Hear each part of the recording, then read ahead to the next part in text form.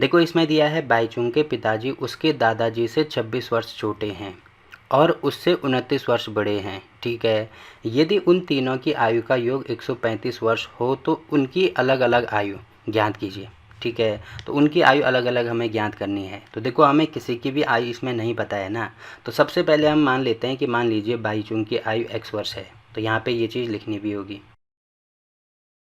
तो देखो सबसे पहले हमने ये माना है कि बाईचुंग की आयु हमने x वर्ष मानी है। उसके बाद देखो क्वेश्चन में हमें ये दिया है कि बाईचुंग के पिता उसके दादाजी से तो 26 वर्ष छोटे हैं, बट बाईचुंग के जो पिता हैं उससे 29 वर्ष बड़े हैं। उससे मतलब किससे? बाईचुंग से। जो बाईचुंग के पिता हैं वो बाईचुंग से कितने वर्ष बड़े हैं? 29 वर्ष बड़े हैं। तो बाईचुंग की आयु अगर मैंने x मानी है तो उसके पिता की आयु कितनी हो जाएगी? x प्लस 29 हो जाएगी। जैसे बाईचुंग की आयु अगर 10 साल होती तो उसके पिता अगर उससे 29 वर्ष बड़े हैं तो उसके पिता की आयु कितनी होगी? इसमें 29 ऐड करेंगे ना, मतलब 39 साल के होंगे। ये चीज़ आपको समझ में आ रही होगी। ठीक है, तो यहाँ पे x प्लस 29 हो गया। ठीक है, और आगे हमें ये भी दिया है कि बाईचुंग के पिता उसके दादाजी से, अब देखो उसके पिताजी की आयु हमने कितनी निकाली है? x प्लस 29 निकाली है। अब उसके दादाजी की आयु मान लीजिए y है। ठीक है, तो उसके दादाजी से कितने छोटे हैं? छोटे के लिए मतलब छोटा या कम कह सकते हैं, छोटे के लिए माइनस का यूज़ करेंगे तो 26 साल छोटे हैं, तो यहाँ पे -26 हो जाएगा। तो अगर मुझे दादाजी की आयु हमने यहाँ पे देखो y मानी है, तो अगर मुझे मतलब इसकी वैल्यू इसके बराबर है, अगर मुझे इसको इधर लेके आना है तो यहाँ पे हो जाएगा y की वैल्यू हो जाएगी -26, तो इधर आएगा तो प्लस होगा ना, तो ये हो जाएगा x प्लस 29 प्लस 26। तो यहाँ पे उसके दादाजी की आयु हमने निकाल दी x प्लस 29 और प्लस में 26। ये चीज़ आपको समझनी है। ठीक है, क्योंकि ऑब्वियसली बात है कि उस अगर बाईचुंग मान लीजिए 15 साल का है, आप अगर 15 साल के हैं तो आपके पिताजी आपसे ज़्यादा उम्र के हैं होंगे और आपके दादाजी आपके पिताजी के से भी ज़्यादा उम्र के होंगे, तो मान लीजिए 60 साल के हैं। तो देखो सबकी उम्र ज़्यादा, जैसे आपकी उम्र 15 साल है, आपके पिता की उम्र 40 साल है, आपके दादा की उम्र 60 साल है, तो आपको दिख रहा होगा ना कि पिताजी छोटे हैं, दादाजी बड़े हैं। यहाँ पे ये चीज़ आपको समझ में आ रही होगी, तो इसीलिए यहाँ पे प्लस 26 किया हमने। तो ये चीज़ आपको समझनी है। तो ये तो हो जाएगी पिता की उम्र। अब कितने बड़े हैं? 26 साल बड़े हैं, तो यहाँ पे मैंने प्लस 26 कर दिया। या आप यहाँ से भी समझ सकते हैं इसको कि यहाँ पे थोड़ी देर के लिए दादा की उम्र y मान लो। अब क्योंकि छोटा दे रखा है तो माइनस करेंगे, कितना छोटा है? 26 वर्ष छोटा है तो माइनस, और पिताजी की आयु हमने x प्लस 29 निकाली थी, तो इसकी वैल्यू इसके बराबर। तो दादा की आयु y मानी थी तो इसको इधर लेके आएंगे तो y की वैल्यू इसके बराबर हो जाएगी। ठीक है, तो सबसे पहले मेन चीज़ यही चीज़ इसमें समझना ज़रूरी है। अब इसको सॉल्व करेंगे तो आपको यहाँ पे दिख रहा होगा कि 29 प्लस 26 है, तो ये हो जाएगा यहाँ पे x प्लस, अब 9 और 6 15 को 5, 2 और 2 4 और 1 5, तो x प्लस 55 वर्ष हो जाएगा। अब इनकी अलग अलग उम्र हमें निकालनी है, तो ठीक है हम बड़ी आसानी से निकाल सकते हैं। अब देखो आगे हमें ये दिया है, यहाँ पे लिखेंगे अब प्रश्न के अनुसार हमें क्या दिया है कि देखो दिया है कि यदि उन तीनों की आयु का योग, तो देखो पहले की आयु है x, दूसरे की है x प्लस 29 और तीसरे की है x प्लस 55। अब इनका योग मतलब इनको जब आपस में जोड़ते हैं तो हमें मिलता है कितना? 135। इसमें दिया है एक तो 135 वर्ष है, तो ठीक है। अब इनको जोड़ेंगे तो x x x, तो 1 2 3, तो ये हो जाएगा 3x। ठीक है, और उसके बाद 29 ये है, 55 ये है, तो इनको भी ऐड कर दो। तो 9 और 5 14 को 4, 5 2 7 और 1 8 बराबर हो जाएगा 135 के। तो 84 को इधर लेके आएंगे तो यहाँ पे हो जाएगा 3x बराबर 135 माइनस में 84। अब इसको माइनस करेंगे तो ये हो जाएगा यहाँ पे 3x बराबर 5 में से 4 माइनस करेंगे तो 1, और 13 में से 8 माइनस करेंगे तो यहाँ पे हो जाएगा 5, 8 और 5 13। अब 3 को नीचे लेके आएंगे तो x की वैल्यू यहाँ पे आएगी 51/3। अब 3 से इसको काटेंगे तो 3 कम 3 और 7 21, तो यहाँ पे x की वैल्यू हमने निकाल दी 17। ठीक है, अब देखो x की वैल्यू 17 आ गई। अब वैल्यू क्या क्या मानी थी? देखो बाईचुंग की आयु हमने x वर्ष मानी थी, तो बाईचुंग की आयु हो जाएगी 17 वर्ष। ठीक है, इनको मैं मिटा देता हूँ। ठीक है, अब बाईचुंग की पिता की आयु x प्लस 29 थी, तो x की वैल्यू है 17 प्लस 29, तो ये कितना हो जाएगा? 9 और 6 15 को यहाँ पे 9 और 7 16 को यहाँ पे हो जाएगा 6, 2 और 1 3 और 1 4, तो ये हो जाएगी इनकी उम्र हो जाएगी 46 साल और उनके दादा की उम्र 17 प्लस 55 करेंगे तो कितना हो जाएगा? 7 और 5 12 को 2, 5 और 1 6 और 1 7, 72 वर्ष हो जाएगी। मतलब यहाँ पे लास्ट में ये चीज़ आप लिखेंगे। देखो मैं यहाँ पे कर रहा हूँ बट आपको लास्ट में ये भी लिखनी होंगी। अतः बाईजून की आयु बराबर 17 वर्ष, बाईजून के पिताजी की आयु बराबर 46 वर्ष और बाईजून के दादाजी की आयु बराबर 72 वर्ष। ठीक है, एक बार अपने आंसर को भी चेक कर लीजिए। तो देखो यहाँ पे आप देख रहे होंगे कि बाईजून की आयु 17, उसके पिता की आयु 46 और दादा की आयु 72 वर्ष है। तो मतलब हमारा आंसर सही है। तो देखो ये वाला क्वेश्चन हो गया। अब देखो अगला क्वेश्चन क्या दिया है इसमें। देखो इसमें दिया है 15 वर्ष बाद रवि की आयु उसकी वर्तमान आयु से 4 गुनी हो जाएगी। तो रवि की वर्तमान आयु क्या है ये हमें निकालनी है। तो देखो रवि की वर्तमान आयु हमने निकालनी है, तो ये हमें नहीं पता। तो मान लीजिए रवि की वर्तमान आयु x है, तो ये चीज़ यहाँ पे लिखनी भी होगी। अब देखो वर्तमान में रवि की आयु हमने x मानी है और इसमें दिया है 15 वर्ष बाद। तो 15 वर्ष बाद रवि की आयु कितनी हो जाएगी। देखो अभी x है तो 15 वर्ष बाद मतलब इसमें 15 ऐड करेंगे। जैसे अभी आप 10 साल के हो तो 15 साल बाद कितने साल के होंगे आप, 25 साल के होंगे। कैसे पता लगा, जब 10 में 15 ऐड किया तो तब हो जाएगा 25। ठीक है, तो सेम टू सेम वही चीज़ हमने यहाँ पे की है। अब देखो प्रश्न में हमें क्या क्या दिया है, पहले ये भी लिखेंगे प्रश्नानुसार। अब देखो प्रश्नानुसार ये हमें दिया है कि 15 वर्ष बाद रवि की आयु, देखो 15 वर्ष बाद रवि की आयु ये है x + 15 के बराबर।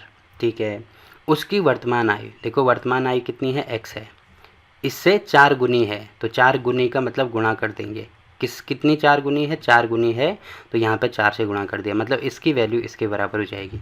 तो ठीक है, अब हमें उसकी वर्तमान आयु मतलब x की वैल्यू चाहिए, तो समीकरण में मिल गई।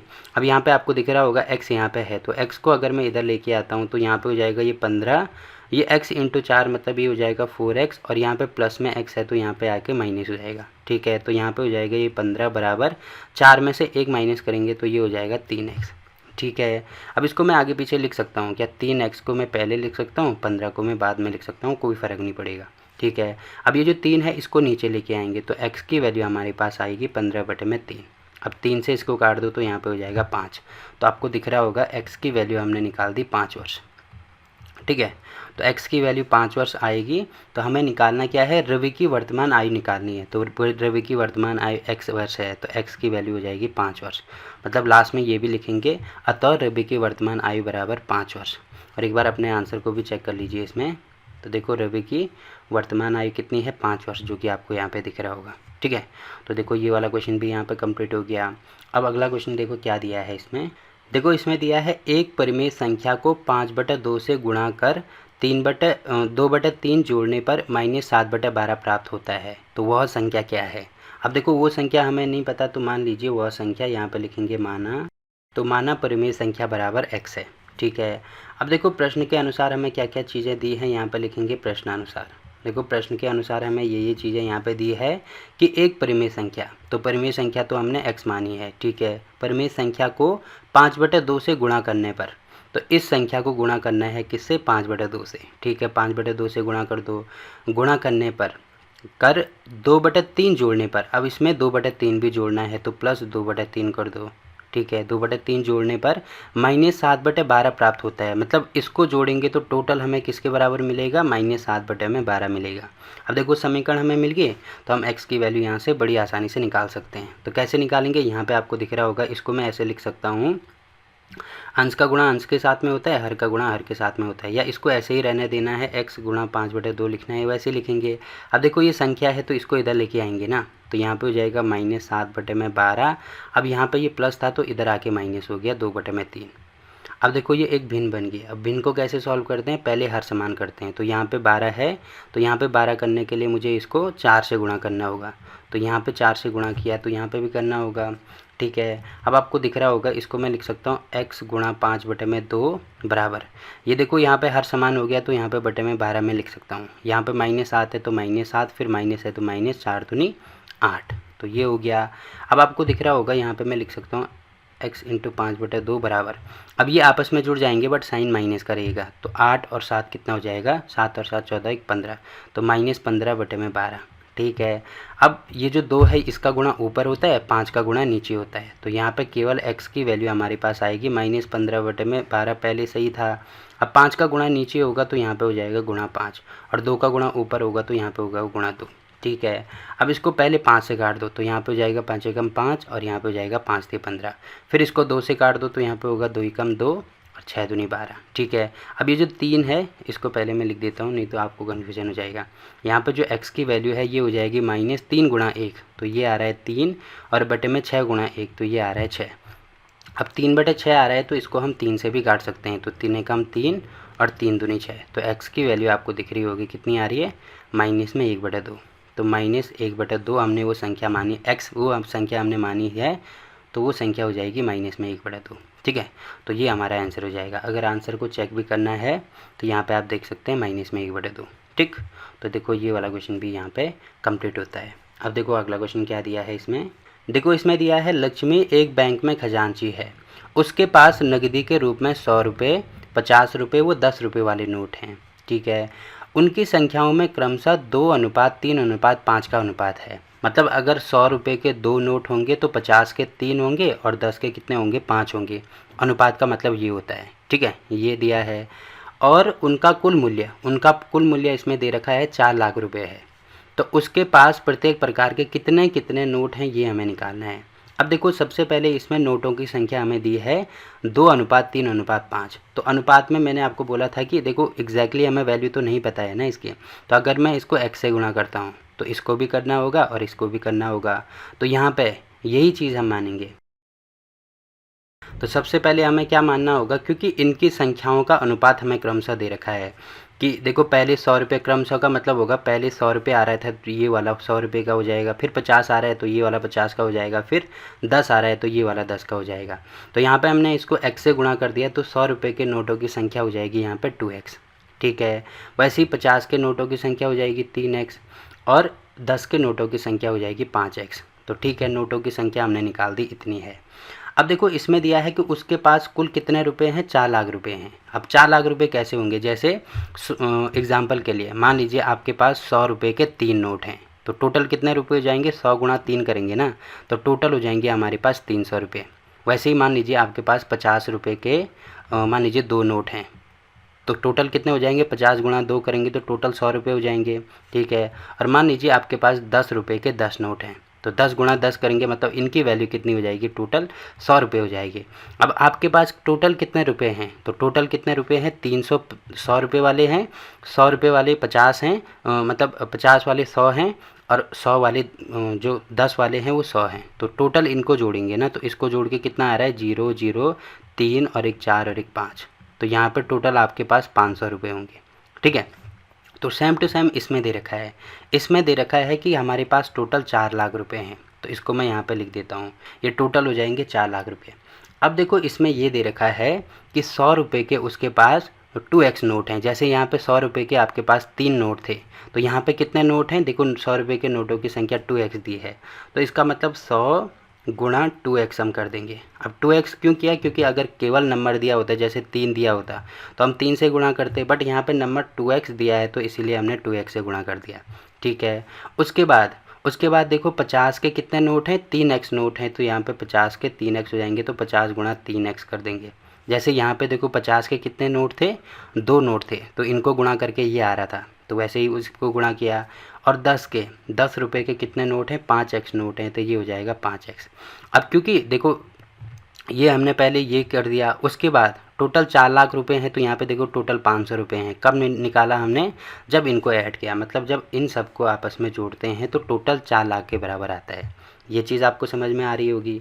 तो ये प्रश्न में हमें ये दिया है, तो यहाँ पे लिखेंगे प्रश्नानुसार, प्रश्न के अनुसार ऐसी चीज़ें हमें दी हैं।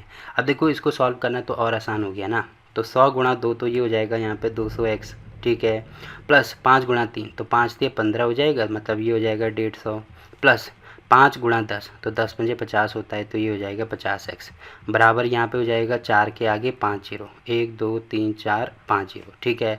अब 200 ये है, 150 ये है, 50 ये है, तो 50 और 150 200 हो जाएगा, 200 और 200 400, मतलब इन सबको जोड़ेंगे तो ये हो जाएगा 400x, बराबर यहाँ पे हो जाएगा 1 2 3 4 5। अब 400 को नीचे लेके आएंगे तो x की वैल्यू हो जाएगी 1 2 3 4 5 बटे में 400, ठीक है। अब 1 0 से 1 0 कैंसिल, इससे ये कैंसिल। अब 4 से इसको काटेंगे तो 4 एकम 4, मतलब 1 के आगे 3 जीरो, तो आपको दिख रहा होगा x की वैल्यू हमने निकाल दी 1000, ठीक है। अब देखो x की वैल्यू 1000 आ गई, तो यहाँ पे देखो 100 रुपये के नोटों की संख्या हमने 2x मानी है, तो 2 इंटू एक्स की वैल्यू 1000 आ रही है, तो ये हो जाएगा 2 इंटू 1000, मतलब जो 100 रुपये के नोटों की संख्या है वो हो जाएगी हमारे पास 2000। अब देखो लास्ट में, ये तो मैं आपको यहाँ पे बता रहा हूँ, बट आपको इसको लास्ट में लिखना है कि इसीलिए 100 रुपये के नोटों की संख्या बराबर कितना हो जाएगा 2000। वैसे ही 50 रुपये के नोटों की संख्या कितनी हो जाएगी 3 इंटू एक्स की वैल्यू 1000 आ रही है, तो ये हो जाएगा यहाँ पे 3000, ठीक है। और 10 रुपये के नोटों की संख्या यहाँ पे 5 गुणा 1000 करेंगे, तो ये हो जाएगा यहाँ पे 5000, ठीक है। और यही निकालने थे कि उसके पास प्रत्येक प्रकार के कितने कितने नोट हैं। तो 100 रुपये के 2000 नोट हैं, 50 रुपये के 3000 नोट हैं और 10 रुपये के 5000 नोट हैं। अब अपने आंसर को चेक भी करना चाहें तो कर सकते हैं। देखो यहाँ पे आपको दिख रहा होगा 2000, 3000 और 5000, तो यही हमारा आंसर आ रहा है, ठीक है। तो देखो ये वाला क्वेश्चन भी यहाँ पे कंप्लीट होता है। अब अगला क्वेश्चन देखो, इसमें क्या दिया है। देखो इसमें दिया है मेरे पास 300 रुपये मूल्य के 1 रुपये, 2 रुपये और 5 रुपये वाले सिक्के हैं। 2 रुपये वाले सिक्कों की संख्या 5 रुपये वाली सिक्कों की संख्या की 3 गुनी है और सिक्कों की कुल संख्या 160 है। तो मेरे पास प्रत्येक प्रकार के कितने सिक्के हैं ये हमें निकालना है। अब देखो हमें निकालना क्या है कि प्रत्येक प्रकार के कितने सिक्के हैं, तो जिनकी वैल्यू तो हमें नहीं पता, तो इन्हीं की वैल्यू हम मान लेंगे कि मान लीजिए 1 रुपये के सिक्के मेरे पास कितने हैं, x हैं, तो यहाँ पे मानना होगा। अब देखो सबसे पहले हम ये मानेंगे कि 1 रुपये के सिक्कों की संख्या मान लीजिए x है। वैसे ही 2 रुपये के सिक्कों की संख्या भी हमें नहीं पता, तो थोड़ी देर के लिए मान लीजिए ये y है।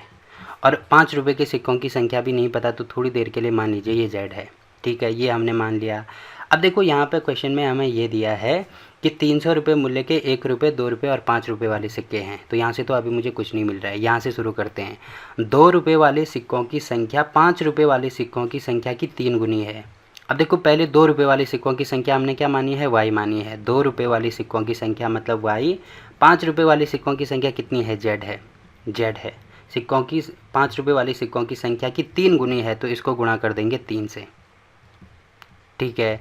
मतलब जो y की वैल्यू है वो 3z के बराबर होगी। पहली चीज़ तो ये मुझे पता लगी है। उसके बाद ये दे रखा है कि सिक्कों की कुल संख्या 160 है।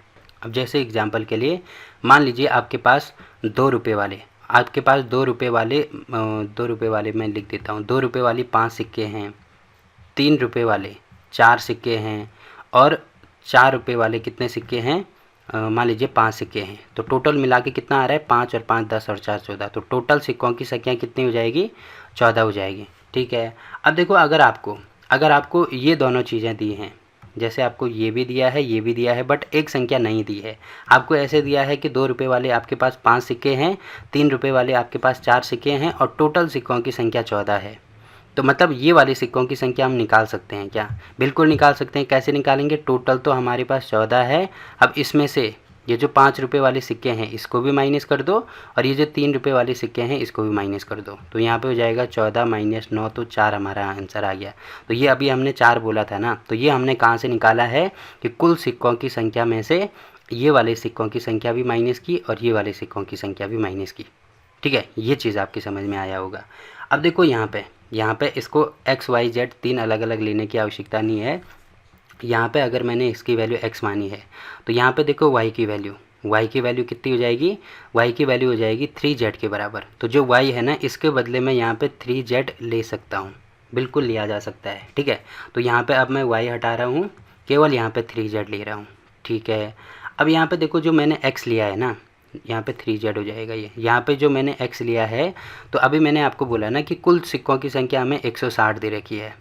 अब 2 वैल्यूज़ हमें पता है, एक तो है 3z, एक है z। तो इसमें से अगर मुझे 1 रुपये वाली सिक्कों की संख्या निकालनी है, तो ये दोनों माइनस करेंगे ना, तो ये हो जाएगा 3z और ये हो जाएगा z, ठीक है। जैसे हमें यहाँ पे 2 सिक्कों की संख्या पता थी, तो यहाँ पे 2 सिक्कों की संख्या हमें पता है, एक की है 3z, एक की है z, और उसके बाद कुल सिक्कों की संख्या 14 है, तो यहाँ पे कुल सिक्कों की संख्या 160 है। तो अगर मुझे ये वाली सिक्कों की संख्या निकालनी है, तो क्या करेंगे, कुल में से इन दोनों को माइनस कर देंगे। तो वही चीज़ तो हमें ये की है कि कुल में से ये दोनों चीज़ें माइनस कर दी, तो यहाँ पर x की वैल्यू आ जाएगी 160 माइनस 3z माइनस z। तो यहाँ पर आपको बिल्कुल भी कन्फ्यूज़न नहीं होना है, ठीक है। तो x के बदले में ऐसे लिख सकता हूँ। तो देखो अब हमारा क्वेश्चन बहुत आसान हो गया। पहले तो आपको ये चीज़ समझनी है, तो ये चीज़ आपकी समझ में आ गई। उसके बाद देखो यहाँ पे ये सारी चीज़ें होगी। तो यहाँ पे अगर मैं इसको सॉल्व करता हूँ तो देखो जेड ये भी है, जेड ये भी है, तो ये हो जाएगा यहाँ पे 160 माइनस 4z। तो 1 रुपये के सिक्कों की संख्या इतनी हो जाएगी, 2 रुपये के सिक्कों की संख्या 3z हो जाएगी और 5 रुपये की संख्या z हो जाएगी। ठीक है, अब देखो क्वेश्चन में हमें ये दिया है, क्वेश्चन में देखो हमें ये दिया है कि मेरे पास 300 रुपये मूल्य के 1, 2 और 5 रुपये वाले सिक्के हैं। 300 मूल्य का मतलब मेरे पास कुल 300 रुपये हैं, 300 रुपये हैं, जिसमें 1 रुपये के कितने सिक्के हैं, जेड हैं। ठीक है, वैसे ही 2 रुपये, अब जैसे एग्जांपल के लिए मान लीजिए मेरे पास 2 रुपये के टोटल 5 सिक्के हैं, तो टोटल कितने रुपये हो जाएंगे, 2 रुपये के 5 सिक्के हैं मतलब 10 रुपये हो जाएंगे। तो कैसे पता लगा, जितने सिक्के हैं और जितना उनका मूल्य है। ठीक है, जितने सिक्के हैं जितना उनका मूल्य है। तो देखो मेरे पास 1 रुपये के कितने सिक्के हैं, 160 माइनस 4z सिक्के हैं। अब इनका मूल्य कितना है, क्योंकि एक सिक्का है तो इसका मूल्य मतलब 1 रुपये है तो इसका मूल्य 1 रुपये हो जाएगा। वैसे ही 2 रुपये के कितने सिक्के हैं, 3z सिक्के हैं।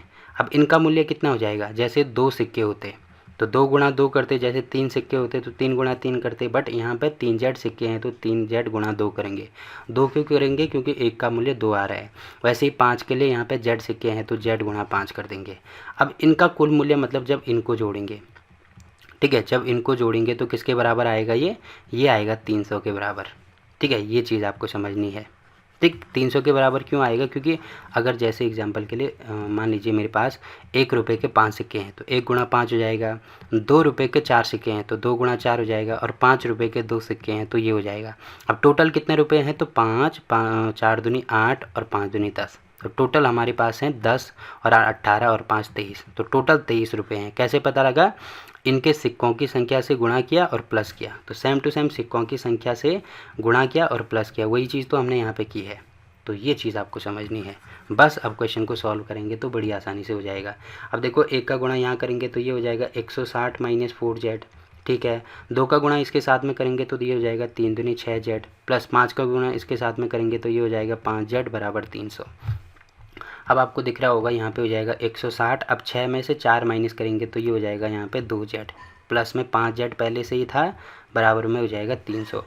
अब 160 को इधर लेके आओ तो यहाँ पे हो जाएगा 5 और 2 7z बराबर हो जाएगा 300 माइनस 160। ठीक है, तो यहाँ पे z की वैल्यू अगर मुझे निकालनी है तो इसमें से पहले ये माइनस कर दो तो ये आ जाएगा 140 के बराबर। फिर बटे में 7 करेंगे तो 7 से भाग मतलब इसको काटेंगे तो ये हो जाएगा 20। तो z की वैल्यू हमारे पास आ रही है 20। अब z की वैल्यू 20 आ गई। अब z का मान इसमें रख दो। ठीक है, तो z का मान देखो 20 है तो यहाँ पे 5 रुपये की संख्या सिक्कों की संख्या हो जाएगी 20 रुपये। वैसे ही 2 रुपये के सिक्कों की संख्या हो जाएगी 3 गुणा z की वैल्यू 20 है तो 3 दूनी 6, मतलब 60 रुपये नहीं है, सिक्कों की संख्या है ये। ठीक है, ये 60 ये 20 हो जाएगी, ये 60 हो जाएगी और ऊपर 160, यहाँ पे 160 माइनस 4 गुणा z की वैल्यू 20 है तो ये हो जाएगा 160 माइनस 4 दूनी 8, मतलब 80। अब 80 और 80 कितना होता है, 160 होता है, मतलब ये हो जाएगा 80। तो यहाँ पे हमने लास्ट में ये चीज़ देखो, मैंने ये चीज़ आपको यहाँ पे बताई है, बट आप लास्ट में लिखेंगे अतः 1 रुपये के सिक्कों की संख्या बराबर हो जाएगी 80, 2 रुपये के सिक्कों की संख्या बराबर हो जाएगी 60 और 5 रुपये के सिक्कों की संख्या हो जाएगी 20। ठीक है, तो ये देखो क्वेश्चन नंबर 15 भी यहाँ पे कंप्लीट होता है। अगर आप अपने आंसर को चेक भी करना चाहें तो कर सकते हैं। यहाँ पे हमें दे रखा है 1 रुपये वाले 80 हैं, 2 रुपये वाले 60 हैं और 5 रुपये वाले 20 हैं। ठीक है, अब देखो लास्ट क्वेश्चन क्या दिया है इसमें। देखो इसमें दिया है, एक निबंध प्रतियोगिता में आयोजकों ने तय किया कि प्रत्येक विजेता को 100 रुपये और विजेता को छोड़कर प्रत्येक प्रतिभागी को 25 रुपये पुरस्कार के रूप में दिए जाएंगे। ठीक है, यदि पुरस्कारों में बांटी गई राशि 3000 रुपये थी तो कुल 63 प्रतिभागियों में से विजेताओं की संख्या हमें निकालनी है। तो कैसे निकालेंगे, देखो सबसे पहले हम मानेंगे माना विजेताओं की संख्या। तो माना विजेताओं की संख्या x है। ठीक है, अब क्वेश्चन में हमें ये दे रखा है कि टोटल प्रतिभागी हैं हमारे पास 63। अब इसमें से विजेताओं की संख्या देखो, जैसे यहाँ पे x मानी है तो x की जगह पे कुछ भी हो सकता है। मान लीजिए विजेताओं की संख्या 10 है, तो जो विजेता नहीं है उनकी संख्या कितनी हो जाएगी, देखो कुल है हमारे पास 63 और 10 विजेता आ गए तो इसमें से ये माइनस करेंगे ना, मतलब 53 ऐसे होंगे जो विजेता नहीं होंगे। ठीक है, कैसे पता लगा हमें, कुल में से, हमने कुल में से विजेताओं की संख्या को माइनस किया। तो विजेताओं की संख्या यहाँ पे x है तो ये हो जाएगा 63 माइनस x। तो यहाँ पे लिखेंगे अन्य प्रतिभागियों की संख्या कितनी हो जाएगी, 63 माइनस एक्स हो जाएगी। तो ये कहाँ से होगी, ये मैंने आपको बता दिया, ठीक है। अब देखो क्वेश्चन में ये दे रखा है कि जो विजेता आता है उसको प्रत्येक को 100 रुपये दिया जाता है और केवल विजेता को छोड़कर जो अन्य प्रतिभागी हैं, मतलब ये जो अन्य प्रतिभागी हैं, उसको 25 रुपये दिया जाता है। अब जैसे एग्जाम्पल के लिए मान लीजिए 10 विजेता हैं, तो एक को 100 रुपये दिया जा रहा है, तो 10 को कितना दिया जाएगा, 10 गुणा 100 करेंगे, ठीक है। वैसे ही अगर उपविजेता मतलब उपविजेता या विजेताओं को छोड़कर कोई अन्य प्रतिभागी जो हैं, एक को 25 रुपये दिया जा रहा है और मान लीजिए टोटल 25 प्रतिभागी नहीं, मान लीजिए केवल 25 की जगह 20 ले लो, मान लीजिए केवल 20 प्रतिभागी हैं, तो 25 गुणा 20 करेंगे ना, तो टोटल जितना भी इनको जोड़ के आएगा वो टोटल जितना भी खर्चा आएगा वो यहाँ पे दिया होगा, जो कि हमें यहाँ पे दिया है पुरस्कारों में बांटी गई राशि 3000 है। मतलब ये जो 3000 है ये किसके बराबर होगा, एक देखो विजेताओं को, एक विजेता को 100 रुपये दिया जा रहा है, तो कुल विजेता कितने हैं, x हैं, तो x को कितना दिया जाएगा, x गुणा 100 करेंगे, ठीक है। वैसे ही जो अन्य प्रतिभागी हैं, एक को 25 रुपये दिया जा रहा है, तो कुल प्रतिभागी कितने हैं, 63 माइनस एक्स हैं, तो यहाँ पे इससे गुणा कर देंगे। अब जब इसके रुपये और इसके रुपये आपस में जुड़ जाएंगे तो टोटल 3000 रुपये बाँट रहे हैं वो, इनको जोड़ के 3000 आ जाएगा। तो ये हमने कहाँ से लिखा, ये हमने प्रश्न के अनुसार लिखा है, ठीक है। अब इसको सॉल्व करेंगे तो हमारा आंसर निकल आएगा। अब देखो 100 गुणा x मतलब ये हो जाएगा 100x, 25 का गुणा यहाँ भी होगा, यहाँ भी होगा, तो यहाँ पे हो जाएगा प्लस में 25 गुणा 63 और माइनस में 25 गुणा x बराबर ये हो जाएगा 3000 के, ठीक है। अब आपको दिख रहा होगा यहाँ पे ये नंबर है, तो इसको इधर लेके आओ, तो 100x ये है और 25x ये है, तो 100 में से 25 माइनस करेंगे तो 75 बचेगा, तो 75x बराबर ये हो जाएगा 3000। अब ये प्लस है तो इधर आके माइनस हो गया, अब इसको भी गुणा कर दो, तो 25 थी 75 को 5 हासिल हो जाएगा 7 और 25 का कितना होता है 150, मतलब 150 होता है, इसमें 7 ऐड करेंगे तो ये हो जाएगा 157, तो 1575 ये आ रहा है, ठीक है। अब 3000 में से 1575 माइनस करेंगे तो ये हो जाएगा कितना, 1425 के बराबर, आप माइनस करके देख लेना। तो यहाँ पे 75 x की वैल्यू ये आ रही है, तो x की वैल्यू निकालनी है तो 1425 बटे में 75 करेंगे। अब इसको 25 से काट सकते हैं, तो यहाँ पे हो जाएगा 25 दिया 75, फिर 25 पंजे 125 हो गया, बचा कितना 5 और 2 7, मतलब 5 और 2 7 और 10, तो 17 बचा ना इसमें, तो 175 होगा ये, तो 175 का मतलब कितना होगा, 25 छक्के 150 और 25 7, तो यहाँ पे हो जाएगा 7, ठीक है। अब इसको 3 से काटेंगे तो यहाँ पे हो जाएगा 3 एकम 3 फिर 2, तो 9 3 27, मतलब x की वैल्यू हमारे पास आ रही है 19।